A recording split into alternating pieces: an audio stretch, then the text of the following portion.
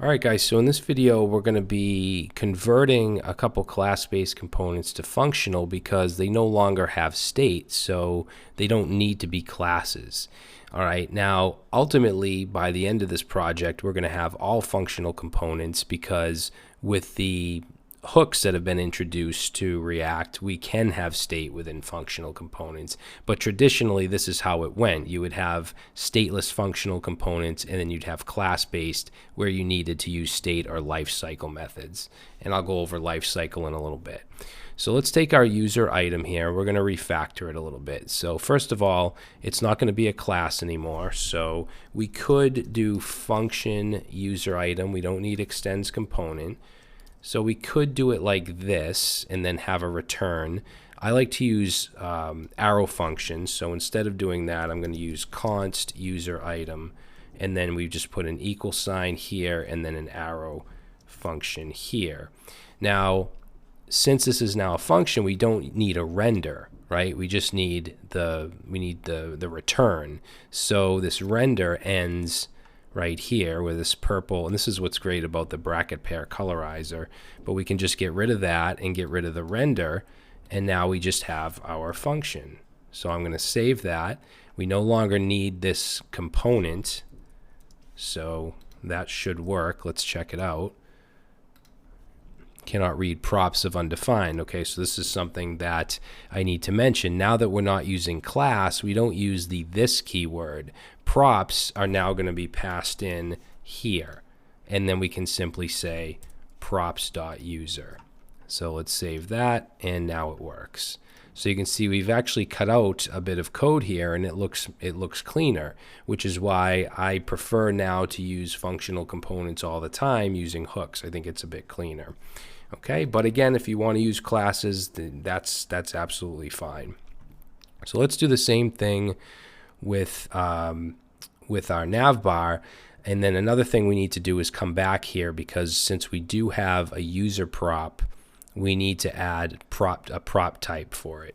Okay, but we'll do that in a second. So let's go to our navbar, and there's some additional things we're going to have to do here because we are using default props and prop types, which right now are inside the class. So I'll show you how to do this. We're going to first change this to a function. So we no longer need extends component. We'll just say const navbar, and we'll go like that. And then we have our props. Okay, and then what I'm going to do is take the default props and stat and prop types. I'm going to cut that out, and I'm going to put it below the function. Okay, and then instead of putting static, we're just going to put the name of the actual component, which in this case is navbar. Okay, and then we're going to say navbar dot prop types. So this is how we do it with a functional component. And of course, we no longer need render, we just need the return, so we can get rid of that.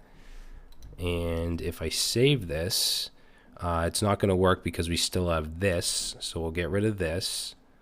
Get rid of it here as well, and let's save that and go back, and everything's fine. Now we get this warning over here. It just says component is defined but never used. That's because we still have component defined up here, but we didn't use it. Now we can refactor this a little more. If you remember how we destructured in the user item, where we basically took this stuff out of props.user, instead of doing that, we could actually destructure this stuff up here. So we can take out user from props, and then if we want to take the specific items from user, we can just do a colon, and then we can put this stuff in here. So I'll grab that and put that in there, and then we should be able to let's see what I do wrong here. Oh, this needs to be, since this is destructuring, we need to have curly braces there as well. All right, so that cleans it up a little more, less lines of code, it still works.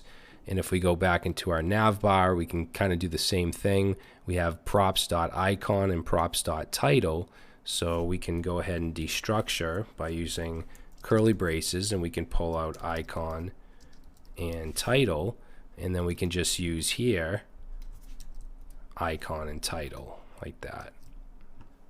Okay, so I'll save that, and there we go. So now we have a functional component for navbar and user item.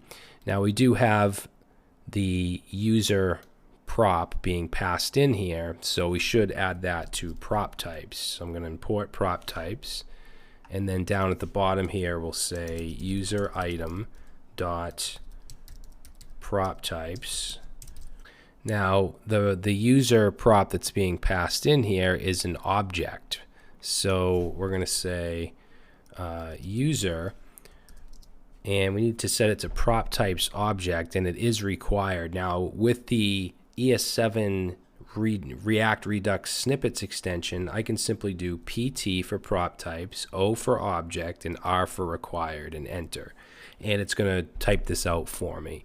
If I wanted an array, I could do PTA R to make it required. If I didn't want it required, I could just do PTA. So this saves us some time because you can have components that have a lot of prop types. So let's just do PTOR, and that should be all set. So if we check that out, good, no console errors, and everything is fine. And we've cleaned up our code a bit. All right, so in the next video, I want to address the user state, because right now we just have some hard-coded users in our users component. Now this could be okay, keeping it in the users component in certain situations. However, we're going to have other components that need to interact with the users, such as the search bar or the search component. So what we want to do is move our users to the top level app component. Okay, because we're not using context, we're not using Redux or anything like that, at least yet. So in that case, I think it's best to move everything to the main app component so that we have a centralized place for our state and also any functions that manipulate the state. And we'll also go ahead and fetch it from GitHub rather than having it hard-coded. So that's what we're going to get into in the next video.